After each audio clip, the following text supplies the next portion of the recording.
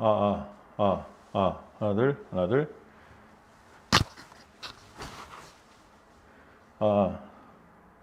네, 여러분, 안녕하십니까. 박목사 채널. 오늘도 생생한 큐티, 생큐. 오늘도 시작해 보도록 하겠습니다. 오늘은 금요일이죠. 일주일이 굉장히 빨리 지나갑니다. 벌써 4월 달이고요. 이제 2022년도 봄도 한참이 이제 지났죠. 이제 한참입니다. 여러분들도 이제 몸과 마음을 또 새롭게 해서 새로운 달이니까 새롭게 또 이번 한 달도 말씀과 함께 이렇게 승리했으면 좋겠습니다. 오늘부터는 요한복음이 시작이 되죠. 요한복음 말씀을 묵상을 합니다. 말씀을 잘 묵상하면서 아마 이제 예수님의 고난, 부활, 이런 관련된 부분들을 가지고 아마 묵상을 할 것 같은데요. 함께 같이 그렇게 잘 말씀을 나누고 살펴보았으면 좋겠습니다. 오늘은 요한복음 14장입니다. 요한복음 14장 1절부터 14절 말씀을 묵상을 했습니다. 오늘 새벽에 말씀을 묵상을 했고요. 이제 그 나눔을 여러분들과 함께 하도록 하겠습니다. 여전히 같은 장소인데 약간 소리가 울리는 느낌이 있네요. 왜 그런지 모르겠는데 들리시기는 잘 들리시는지 잘 모르겠습니다. 여러분들의 소감도 많이 나눠주시고 또 댓글 또 많이 남겨주시고 좋아요 눌러주셔도 돈 안 들어갑니다. 좋아요도 눌러주시고 구독 버튼도 눌러주시면 더 좋겠습니다. 요한복음 14장 1절부터 14절까지의 말씀입니다. 여러분들이 꼭 말씀을 읽어보시기 바랍니다. 요한복음 13장에 보면 예수님께서 제자들과 마지막 식사를 하시면서 이제 제자들 중에 하나가 예수님을 배신하실 것, 그리고 또 예수님께서 곧 제자들을 떠나실 것에 대해서 말씀을 하십니다. 그리고 베드로가 예수님이 떠나신다고 하니까 베드로 또 오버하잖아요. 그래서 나는 어디든지 예수님 따라가겠습니다. 또 이렇게 얘기하니까 베드로는 예수님을 3번이나 모른다고 그렇게 부인할 것이라고 그렇게 예수님께서는 말씀하신 장면이 13장에 기록되어 있습니다. 아마 제자들 입장에서는 나는 너희를 이제 떠날 것이다 하는 그 예수님의 발언이 굉장히 충격적이었을 것입니다. 언제까지나 함께 하실 줄 알았는데 그 예수님이 떠나신다? 이것은 어디로 떠나신다는 거지? 떠나신다는 말이 뭐지? 또 이런 또 충격을 받았을 것이고요. 또 제자들이 배신을 한다? 부인을 한다? 이런 말들도 굉장히 센 발언이었을 겁니다. 굉장히 충격적인 이야기였을 것입니다. 제자들이 그렇게 불안한 마음으로 걱정하고 있으니까 예수님께서 어떤 마음 가지셨겠어요? 불쌍하니까 또 위로해 주셔야 되겠죠? 그래서 이제 예수님이 위로해 주시면서 예수님이 앞으로 떠나셔서 무엇을 하실 것인지, 그리고 이제 마지막으로 남겨주실 말씀이 무엇인지를 쭉 소개하시고 나중에 이제 예수님께서 기도하시는 것으로 이어지는 것이 요한복음의 내용입니다. 제자들을 위로하시면서 예수님은 다시 오셔서 제자들을 데려가실 것이다. 이렇게 말씀을 하시는 것이 오늘 묵상한 내용이고요. 그 말씀에 대해서 제자들이 이제 질문하는 게 오늘 본문에 담겨져 있습니다. 예수님은 너희는 마음에 근심하지 말라. 하나님을 믿으니 또 나를 믿으라. 이렇게 말씀을 하시면서 시작을 하십니다. 그러니까 이 14장 첫 절에 이렇게 1절에 나와 있는 걸 봤을 때, 서두가 이렇게 되어 있는 걸로 봤을 때 예수님의 말씀의 목적은 위로라는 것을 알 수 있겠죠. 너희는 마음에 근심하지 말라. 하나님을 믿으니 또 나를 믿으라. 어릴 때 주일학교 찬양 중에 이런 찬양이 있었습니다. 하나님을 믿으니 또 예수 믿어요. 다시 오마 다시 오마 꼭 다시 오마 이런 찬송이 있었는데 찬양이 생각이 납니다. 그래서 이 구절이 굉장히 마음의 위로를 주죠. 그리고 나서 2절과 3절에 보면 예수님께서는 이제 어디로 가서 무엇을 하시는지에 대해서 짐작할 수 있는 말씀을 하시는데 2절과 3절입니다. 내 아버지 집에 거할 곳이 많도다. 그렇지 않으면 너희에게 일렀으리라. 내가 너희를 위하여 처소를 예비하러 가노니 가서 너희를 위하여 처소를 예비하면 내가 다시 와서 너희를 내게로 영접하여 나 있는 곳에 너희도 있게 하리라. 이렇게 말씀하십니다. 그 예수님이 하시는 말씀의 핵심은 첫째로 내가 반드시 다시 돌아오겠다. 그러니 염려하지 말아라 이겁니다. 염려하지 마. 왜? 내가 다시 올 거야 이겁니다. 내가 다시 와서 이렇게 말하죠. 내가 다시 와서. 그러니까 잠시 떠나시지만 분명히 예수님은 다시 오실 것이라고 약속하셨습니다. 예수님이 하신 약속은 다 이루어집니다. 예수님께서는 다시 오실 것을 약속하십니다. 다시 올 거니까 잠시 내가 안 보여도 걱정하지 마라. 이렇게 말씀을 하시죠. 예수님 다시 오십니다. 그러니까 이 땅에서 남겨졌다고 해서 잠시 혼자 있는 것 같아도 좌절하고 낙심할 필요가 없죠. 두 번째 예수님이 2절과 3절 속에서 하신 말씀의 두 번째 핵심은 뭐냐면 아버지 집, 즉 천국에 너희도 들어갈 수 있으니 염려하지 말라 이겁니다. 예수님 지금 나 있는 곳에 너희도 있게 하리라 이렇게 얘기하시죠. 그러니까 지금 예수님이 떠나시는 목적은 제자들도 천국에 있게 하시려고 지금 가시는 거라고 얘기하는 겁니다. 실제로 예수님께서는 그 언약을 완성하시기 위해서 올라가시죠. 천국은요, 좁은 단칸방이 아닙니다. 천국은 방이 넉넉합니다. 거할 곳이 많다라고 했습니다. 공간이 넉넉합니다. 그리고 천국은 예수님의 제자들이 모두 다 들어갈 만큼 여유롭다는 거예요. 넉넉하다, 방이 많다. 그렇게 말씀하셨어요. 그러므로 잠시 예수님 보이지 않는다고 예수님만 좋은 곳 가셨나? 염려하지 말라는 거예요. 너희들 갈 수 있도록 내가 다 넉넉하니까 걱정하지 마라. 예수님이 지금 그렇게 말씀하셨습니다. 이런 이야기를 이제 하시면서 위로하시는데요. 오늘 본문을 보면서 묵상하면서 이제 안타까운 것은 뭐냐면 제자들이 이런 예수님의 마음을 도무지 알지 못하고 예수님이 하신 말씀에 대해서도 알아듣지 못했다는 겁니다.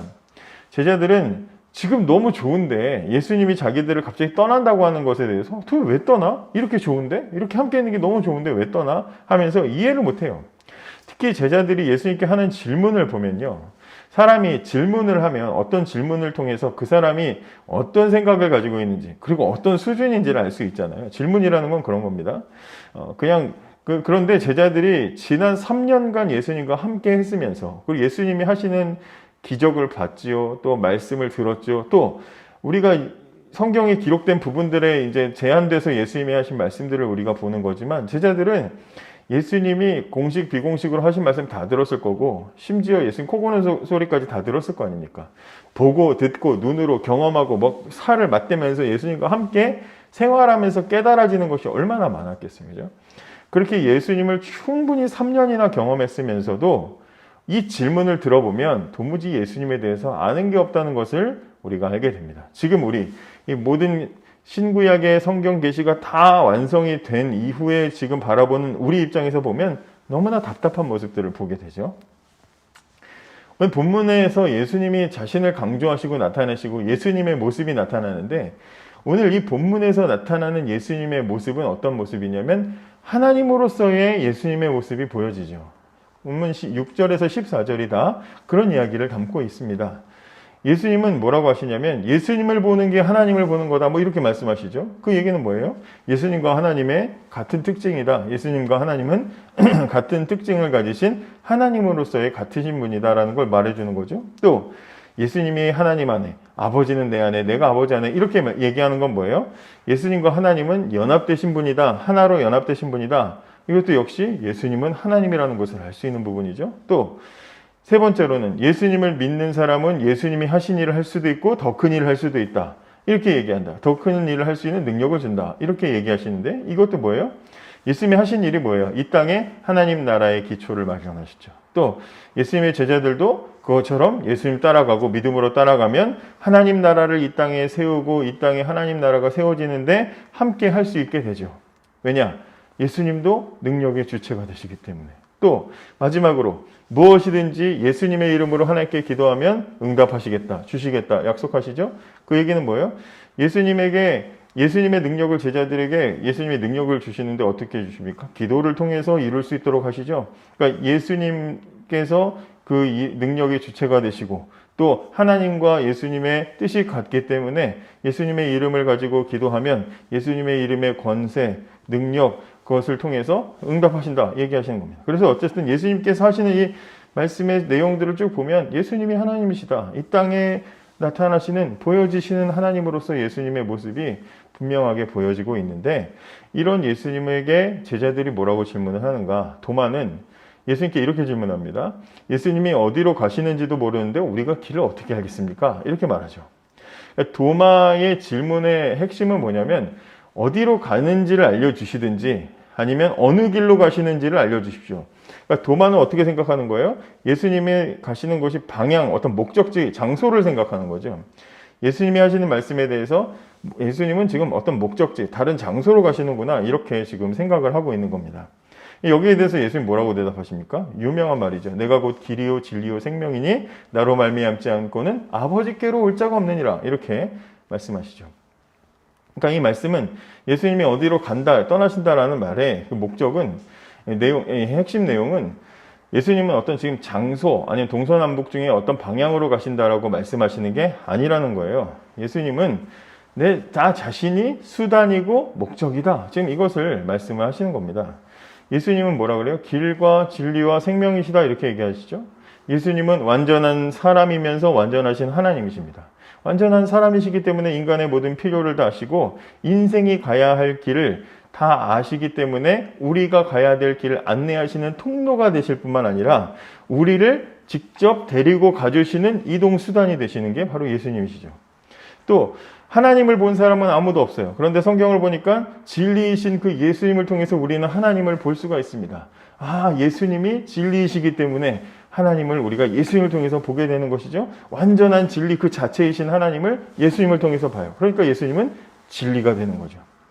우리가 예수님과 연결될 때 예수님을 통해 우리는 하나님과도 연결됩니다. 그렇기 때문에 우리는 예수님을 통해서 영원한 생명도 얻게 되죠. 그러므로 예수님만이 우리를 어둠에서 빛으로, 무지에서 진리로, 죽음에서 생명으로 인도하시는 유일한 길과 진리와 생명이 되시는 거죠. 그래서 이 말씀이 중요한 말씀인 거예요. 이렇게 예수님이 이제 도마에게 대답을 하셨습니다. 이제 여기에 대해서 또 빌립이 가만히 있어야 되는데 또 한 번 질문을 합니다. 8절에서 9절이죠. 빌립이 가로되 주여 아버지를 우리에게 보여주옵소서 그리하면 족하겠나이다. 예수께서 가라사대 빌립아 네가 이렇게 오래 나와 함께 있을 때 네가 나를 알지 못하느냐. 나를 본 자는 아버지를 보았거늘 어찌하여 아버지를 보이라 하느냐. 이렇게 대답을 하시죠.